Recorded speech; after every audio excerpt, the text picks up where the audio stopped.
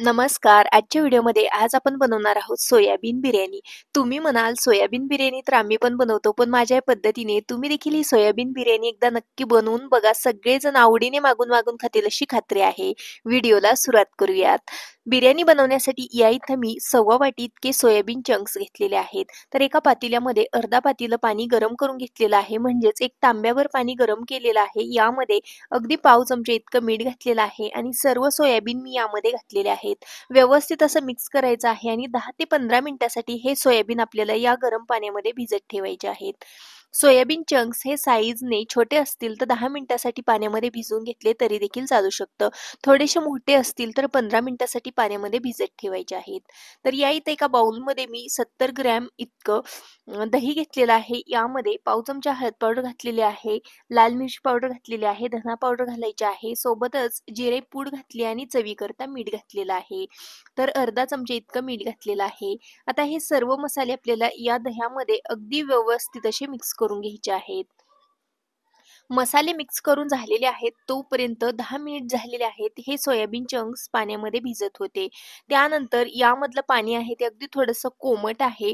तर या पाण्यामधून आपल्याला हे सोयाबीन आहेत ते काढायचे आहेत आणि हाताने व्यवस्थित असे आपल्याला पिळून घ्यायचे आहेत आणि बनवून घेतलेल्या मसाल्यामध्ये हे सर्व सोयाबीन काढून घ्यायचे आहेत.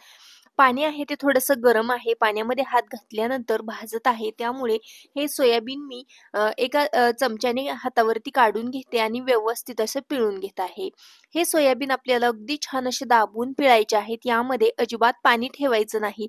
जर का सोयाबीनमध्ये पाणी राहिलं तर या सोयाबीनला छान चव येणार नाही. त्यामुळे व्यवस्थित पिळून घ्यायचं आहे. पिळून घेतलेले सर्व सोयाबीन आपण तयार केलेल्या दह्याच्या मिश्रणामध्ये घातलेले आहेत आणि त्यानंतर आपल्याला हे सोयाबीन या दह्याच्या मिश्रणामध्ये व्यवस्थित असे मिक्स करून घ्यायचे आहेत. हे पहा या पद्धतीने.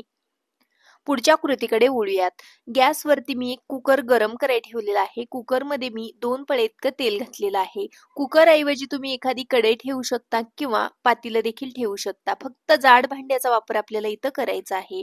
आता यामध्ये काही खडे मसाले घातलेले आहेत. 1 ते 2 दालचिनीचे तुकडे, तमालपत्र, मिरे आणि लवंगा घातलेले आहेत. त्यानंतर 2 मीडियम साईजचे उभे चिरून घेतलेले कांदे अगदी छान असे आपल्याला परतून घ्यायचे आहेत. कांदा अगदी हलक्याशा सोनेरी रंगावरती परतत आला, की यामध्ये 1 चमचाभर इतकी आलं आणि लसणाची पेस्ट घालायची आहे. आलं लसणातला कच्चेपणा दूर होईपर्यंत आपण हे व्यवस्थित असं मिक्स करून घेऊयात. आलं लसूण छान असं परतून झाल्यानंतर एक मोठ्या आकाराचा टोमॅटो मी चिरून घेतलेला आहे, तो यामध्ये घालूयात. टोमॅटो देखील हलकासा आपल्याला या फोडणीमध्ये परतून घ्यायचा आहे. टोमॅटो परतून झाल्यानंतर आता गॅस आहे तो अगदी लो करायचा आहे आणि या कांदा टोमॅटोचं मिश्रण अगदी थोडंसं कोमट होईपर्यंत आपल्याला गॅस लोच ठेवायचा आहे आणि त्यानंतर आपल्याला सोयाबीनचं मिश्रण यामध्ये घालायचं आहे. गॅस कुठेही फुल करायचा नाही कारण आपण यामध्ये दही घातलेलं आहे. जास्त फुल गॅस केला तर हे मिश्रण फाटू शकतं कारण आपण यामध्ये दही घातलेलं आहे. व्यवस्थित असं मिक्स करायचं आहे. गॅस लो ठेवायचा, झाकण ठेवून आता आपल्याला हे छान असं वाफवून घ्यायचं आहे. तोपर्यंत एका पातेल्यामध्ये एक तांब्याभर पाणी गरम केलेलं आहे. यामध्ये 1 वाटीभर इतके बासमती तांदूळ स्वच्छ पाण्याने धुवून यामध्ये घातले. त्याचबरोबर अर्धा चमचा इतकं मीठ यामध्ये घातलेलं आहे चवीकरता.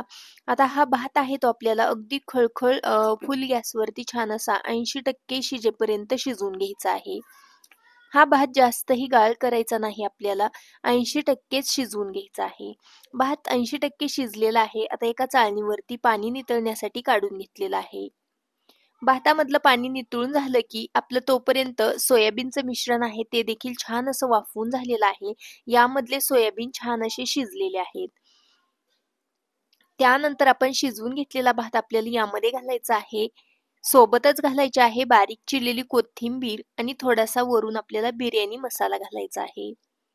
त्यानंतर आपल्याला हे मिश्रण व्यवस्थित असं मिक्स करून घ्यायचं आहे. अगदी हलक्या हाताने आपल्याला ही बिर्याणी आहे ती व्यवस्थित अशी मिक्स करून घ्यायची आहे. जास्त आपण जोर देऊन ही बिर्याणी मिक्स केली तर यामधला तांदूळ आहे तो तुटू शकतो. आता हलक्या हाताने ही बिर्याणी मिक्स करून झाल्यानंतर आपल्याला याच्यावरती झाकण ठेवायचं आहे आणि याला छान अशी वाफ काढून घ्यायची आहे. गॅस कुठेही फुल करायचा नाही. अगदी लो गॅसवरती छान वाफ काढल्यानंतर यामधला तांदूळ आहे तो छान असा फुलला जातो. 80% शिजलेला तांदूळ पूर्णपणे 100% इतका शिजला जातो आणि ही बिर्याणी अगदी छान अशी शिजली जाते. आता या ठिकाणी झाकण काढल्यानंतर याला बघू शकता मस्त अशी वाफ पकडलेली होती आणि भात देखील छान शिजलेला आहे. वरून 1 चमचाभर साजूक तूप घातलं आणि व्यवस्थित मिक्स करून घेतलं. बिर्याणीला झाकण ठेवण्या अगोदर देखील तुम्ही यामध्ये 1 चमचाभर साजूक तूप घातलं तरी देखील चालू शकतं. आता साजूक तूप घातल्यानंतर हा भात किंवा ही बिर्याणी आहे ती व्यवस्थित मिक्स करून घेतली आणि एका प्लेटमध्ये काढून घेत आहे. त्यानंतर तुम्ही बघू शकता याला रंग काय सुरेख आलेला आहे आणि सुगंध म्हणाल तर या बिर्याणीचा अगदी घरभर दरवळत आहे. अशा प्रकारची टेस्टी बिर्याणी इथं बनवून तयार झालेली आहे. अगदी मोकळी सुटसुटीत चवीला भन्नाट लागणारी अगदी कमी वेळेमध्ये तयार होणारी ही सोयाबीन बिर्याणी तुम्ही देखील एकदा नक्की बनवून बघा. तुम्हाला नक्कीच आवडेल अशी खात्री आहे. पुन्हा भेटूया अशाच एका नवीन आणि छानशा रेसिपीसोबत. तोपर्यंत बाय बाय.